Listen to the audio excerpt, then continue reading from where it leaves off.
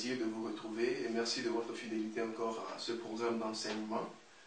Nous sommes encore ensemble ce matin pour plonger nos regards dans la parole de Dieu, telle qu'il nous est recommandée. Et nous voulons nous entretenir ce matin autour d'un thème assez important. Nous l'avons intitulé « Le Seigneur a besoin de toi ». Le Seigneur a besoin de toi. Et vous qui me suivez en ce moment, je voudrais vous dire que vous êtes aussi concernés par ce message que moi. Nous sommes tous concernés. Quand la parole de Dieu sort, chacun doit la recevoir comme étant une parole qui lui est directement destinée. Nous allons lire encore notre texte de base et confier ce moment d'enseignement entre les mains du Seigneur. Nous sommes dans Marc chapitre 11, les versets 1 à 3. Marc chapitre 11, versets 1 à 3. Lorsqu'ils approchèrent de Jérusalem et qu'ils furent près de Bethphagée et de Béthanie, vers la montagne des Oliviers, Jésus envoya 2 de ses disciples en leur disant : « Allez au village qui est devant vous. Dès que vous y serez entrés, vous trouverez un ânon attaché sur lequel aucun homme ne s'est encore assis. Détachez-le et amenez-le. Si quelqu'un vous dit : pourquoi faites-vous cela ? Répondez : le Seigneur en a besoin et à l'instant, il le laissera venir ici. Amen. Nous allons prier. Éternel Dieu, une fois encore, merci pour ce moment de partage. Tu veux nous enseigner. Eh bien, nous sommes disposés à t'entendre. Nous sommes disposés à recevoir encore une nouvelle semence. Seigneur, viens prendre le contrôle de ce moment et agis dans la vie de chaque auditeur en ce moment et fais en sorte que ton message leur soit transmis fidèlement. Au nom de Jésus. Amen. Le Seigneur a besoin de toi. Tel est le thème du message de ce matin. La Bible nous dit que Jésus-Christ était à un endroit. Il fut près de Bethphagée et de Béthanie. Et de là, il voulait se rendre à Jérusalem. Et les recherches nous ont permis de comprendre qu'entre le lieu où Jésus se trouvait et Jérusalem, il y avait une distance d'à peu près 2 à 3 kilomètres. Une distance d'à peu près 2 à 3 kilomètres. Et quand nous comparons cette distance aux distances que Jésus parcourait dans son ministère, nous trouvons que 2 à 3 kilomètres ne font pas encore une assez grande distance pour que le Seigneur Jésus ait besoin d'un ânon pour l'amener à Jérusalem. Je voudrais que nous comprenions quelque chose. Ici, Jésus a demandé à ses disciples d'aller lui trouver un ânon pour que cet ânon l'amène à Jérusalem. Nous comprenons ici que ce n'était pas à cause de la distance que Jésus avait demandé à ses disciples d'aller lui trouver un ânon. Parce que c'était une distance de 2 à 3 kilomètres. Une très petite distance par rapport aux distances que Jésus avait l'habitude de parcourir dans son ministère. Allez au village qui est devant vous. Dès que vous y serez entrés, vous trouverez un ânon attaché sur lequel aucun homme ne s'est encore assis. Détachez-le et amenez-le. Le Seigneur avait besoin d'un ânon pour aller à Jérusalem. Pas parce que sans l'ânon, Jésus ne pourrait pas aller, mais parce que Jésus avait l'intention, justement, d'enseigner quelque chose. Jésus avait un plan et il voulait transmettre un enseignement à travers ce plan-là. Alléluia. Jésus-Christ a demandé que l'on lui fasse venir un ânon. Et je voudrais que vous me permettiez, vous qui me regardez, de vous mettre à la place de cet ânon-là. Permettez-moi justement de vous mettre à la place de cet ânon. Jésus a dit, dès que vous y serez allés et que quelqu'un vous demandera pourquoi vous faites cela, dites seulement, le Seigneur en a besoin. Et à l'instant, il le laissera venir ici. Le Seigneur avait besoin de cet ânon pour aller à Jérusalem. Et quand nous continuons la suite de l'histoire, nous voyons que son arrivée à Jérusalem était une entrée glorieuse. Jésus-Christ est entré à Jérusalem dans toute une gloire. Il est rentré comme un roi. Il est rentré à Jérusalem comme un prince. Et l'anneau sur lequel il était assis a partagé avec lui cette gloire. Alléluia. Plusieurs personnes cherchent à voir la gloire de Dieu. Mais je voudrais vous dire que si vous voulez voir la gloire de Dieu, faites en sorte que le Seigneur puisse vous utiliser. Faites en sorte d'être assez proche du Seigneur, de sorte que lorsqu'il aura reçu sa gloire, que vous puissiez aussi participer à cette gloire. Lorsque sa gloire apparaîtra, que vous puissiez aussi participer à cette gloire. Alléluia. Jésus-Christ a besoin d'utiliser quelqu'un. Jésus-Christ a besoin d'appeler quelqu'un vers lui pour l'utiliser, pour qu'il puisse partager avec lui sa gloire. Jésus-Christ devait rentrer à Jérusalem. Et ici, il a eu besoin d'un anneau. Il a eu besoin d'un anneau. Et l'anneau, chers frères et sœurs, est une bête. C'est une bête que Jésus-Christ a utilisée. Vous savez, quand vous élevez une bête, la bête ne peut pas savoir si on l'élève pour préparer les fêtes de fin d'année, je veux dire, si on va la tuer ou se régaler au cours des fêtes de fin d'année. La bête ne peut pas savoir si c'est pour aller au champ. La bête ne peut en aucun cas savoir pourquoi est-ce qu'on l'élève. Le sort de la bête est entre les mains du propriétaire, est entre les mains de son éleveur. Alléluia. Donc, je vous disais de me permettre de vous mettre à la place de cet anneau-là dont Jésus avait besoin. Alléluia.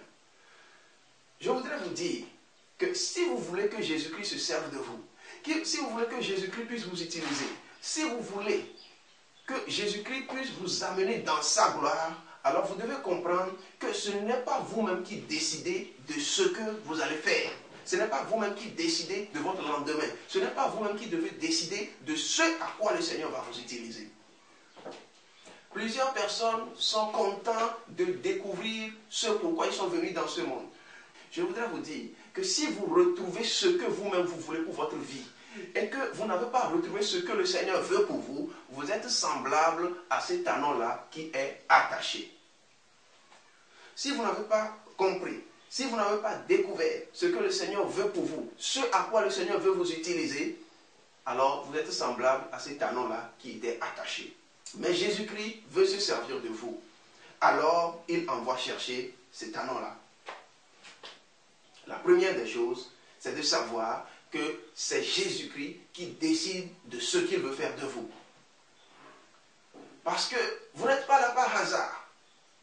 Si vous êtes là, c'est parce que Jésus-Christ a voulu que vous soyez là où vous êtes. Jésus-Christ a besoin que vous soyez celui que vous êtes actuellement. Il a dit à Jérémie, quand nous lisons Jérémie, quand nous ouvrons Jérémie chapitre 1, quand nous ouvrons Jérémie chapitre 1, le verset 5, il nous dit « Avant que je t'eusse formé dans le ventre de ta mère, je te connaissais. Et avant que tu fusses sorti de son sein, je t'avais consacré.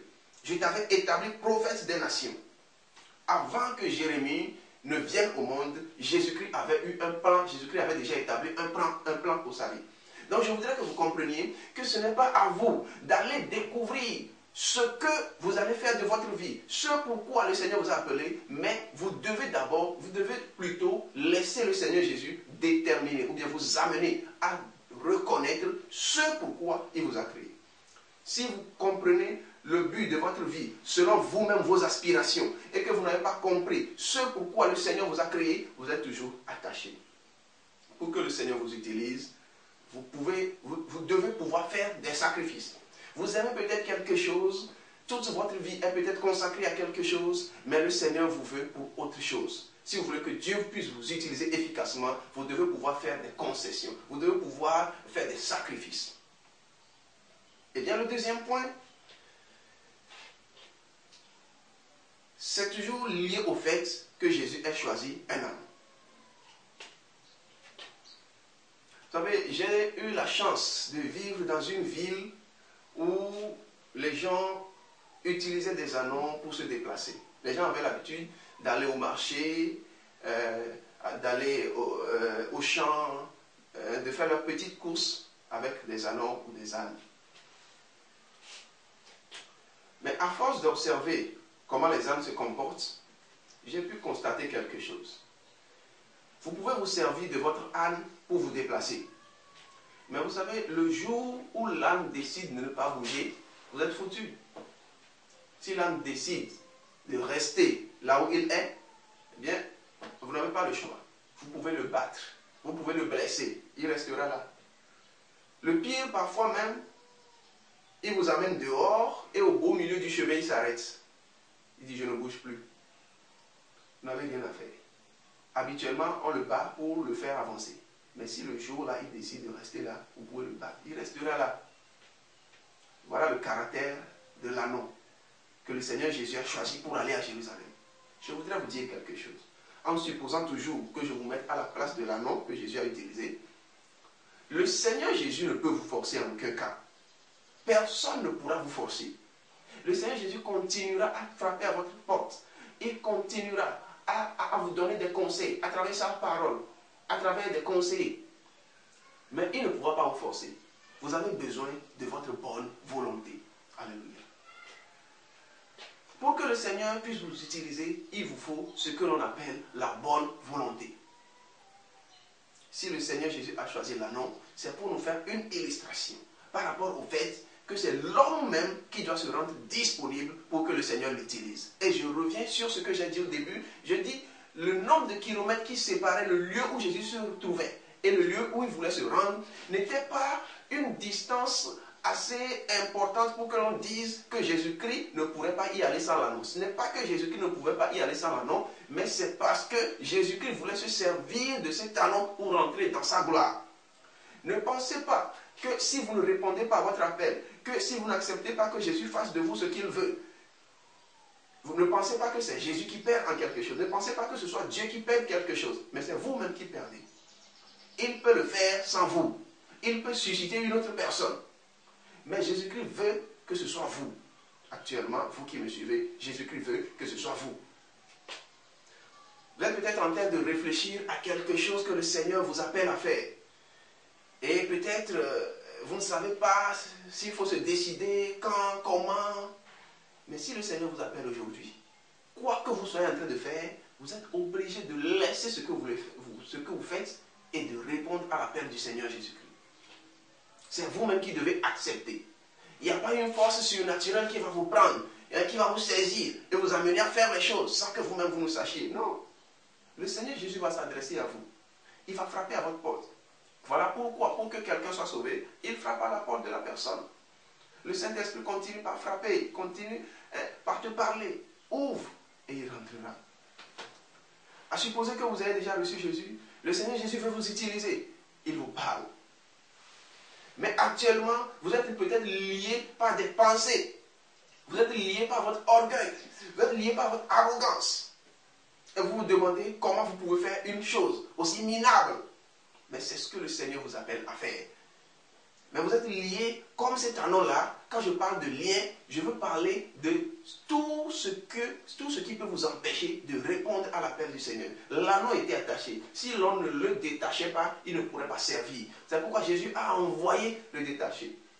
Donc Jésus m'envoie vers toi en ce moment pour t'apporter une parole qui va te libérer, qui va te délivrer de cette pensée-là, qui va te délivrer de cet orgueil-là, qui va te délivrer de cette arrogance-là qui t'empêche d'être utilisé par le Seigneur. Alléluia. Et une fois que tu seras libéré de tout ce qui t'empêche d'être utilisé par le Seigneur, je peux te rassurer que si tu te laisses utiliser, tu vas vivre la même chose que notre cher Anon a vécu ici. La suite de l'histoire nous dit, versets 8 et 9, « Beaucoup de gens étendirent leurs vêtements sur le chemin, et d'autres des branches qu'ils coupèrent dans les champs. Ceux qui précédaient et ceux qui suivaient Jésus criaient, « Hosanna, béni soit celui qui vient au nom du Seigneur. » Alléluia. Ce passage ne traduit que la gloire dans laquelle Jésus-Christ est allé. Et Jésus-Christ est rentré dans cette gloire avec cet anneau. Et a toujours supposé que je vous mette à sa place, vous rentrez dans une gloire avec le Seigneur Jésus-Christ. Si vous laissez le Seigneur Jésus se servir de vous, eh bien, il vous amène dans sa gloire. Alléluia. Le Seigneur est un Dieu de gloire. Et si vous le laissez se saisir de vous et vous utiliser, se servir de vous, eh bien, il vous amènera dans sa gloire. Et vous allez partager avec lui une gloire supérieure à tout ce que le monde peut vous offrir. Écoutez maintenant la voix du Seigneur et le Seigneur se servira de vous. Croyez que tout ce qui vous empêche d'être utilisé ne peut résister à l'appel du Seigneur. Jésus dit, si quelqu'un vous dit pourquoi vous faites cela, répondez-lui tout simplement, le Seigneur en a besoin. Quel que soit votre raisonnement, je vous dis ce matin, le Seigneur a simplement besoin de vous.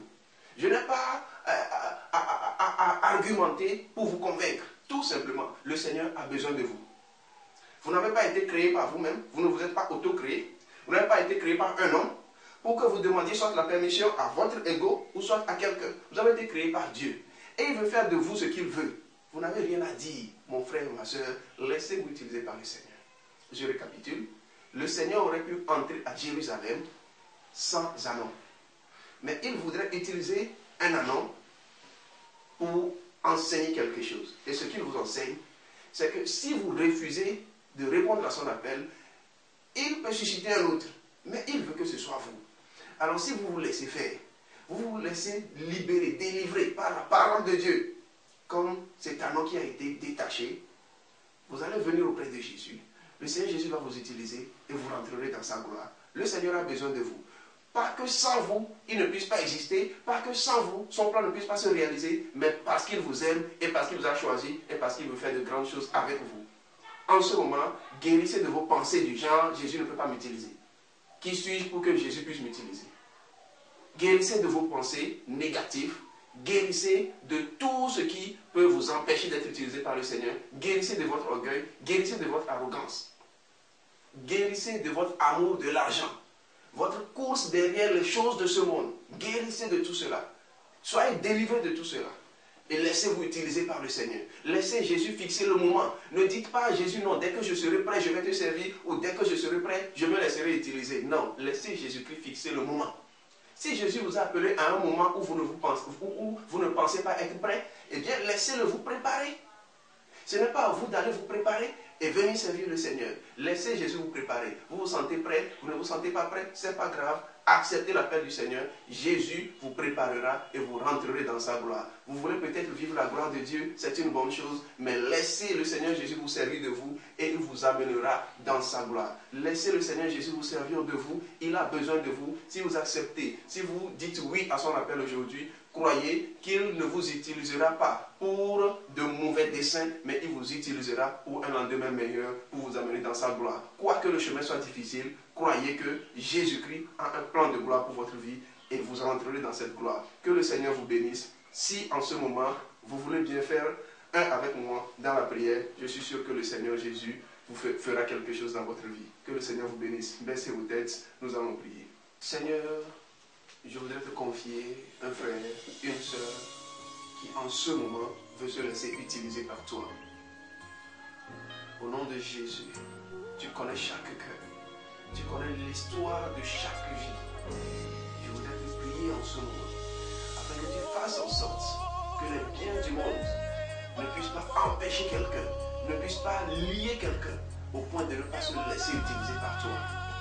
Seigneur, le monde nous a séduits, les biens nous ont séduits.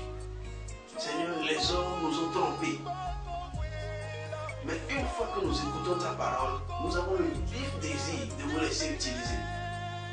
Mais je sais qu'actuellement, quelqu'un se demande s'il faut se décider. Mais je prie, Père, afin que ton Esprit Saint puisse le convaincre au nom de Jésus. Je prie afin que quelqu'un se laisse convaincre en ce moment au nom de Jésus. Nous nous sommes adonnés à des choses inutiles. Nous sommes adonnés à des choses qui ne sauvent point, à des choses qui ne donnent point la vie. Et nous vivons au milieu de biens matériels, mais nous manquons de paix. Parce que nous n'avons pas accepté que le Seigneur nous utilise. Je prie en ce moment que tu délivres quelqu'un de tout ce qui l'empêche de se laisser utiliser. Je prie en ce moment que tu délivres quelqu'un de cette mentalité erronée, de cette pensée. Seigneur, manifeste-toi dans la vie de quelqu'un en ce moment. Au nom puissant de Jésus. si vous suivez dans cette prière, vous pouvez hausser votre voix pour dire quelque chose à Dieu. Dites à Dieu, Seigneur, j'accepte que tu m'utilises. J'accepte faire le sacrifice. Dites à Dieu, j'accepte laisser tout ce que je faisais pour te suivre, pour accepter que tu m'utilises. Quoi que tu veuilles que je fasse, où que tu veuilles que je sois. En quelques moments que tu aies besoin de moi, je suis là, Seigneur. Et je me laisse pour que tu puisses m'utiliser. Quelqu'un ouvre son cœur à Dieu maintenant. Au nom de Jésus. Une fois encore, Seigneur, je voudrais te confier un frère. Je voudrais te confier une sœur. Manifeste-toi dans une vie. Et surprends quelqu'un en ce moment au nom de Jésus, tel que tu as surpris Paul sur le chemin de Damas. Surprends quelqu'un en ce moment. Et détourne quelqu'un de cette mauvaise voie. Pour qu'un frère, une sœur se donne à toi. Pour qu'un frère, une sœur se laisse utiliser, se laisse délivrer. Laisse son cœur. Abandonne-toi au Saint-Esprit. Je te rassure qu'en ce moment, si tu as fait cette prière avec nous, le Seigneur Jésus a changé quelque chose dans ta vie. Et laisse-toi utiliser. Et le Seigneur Jésus t'amène dans sa gloire. Merci Seigneur. Au nom de Jésus.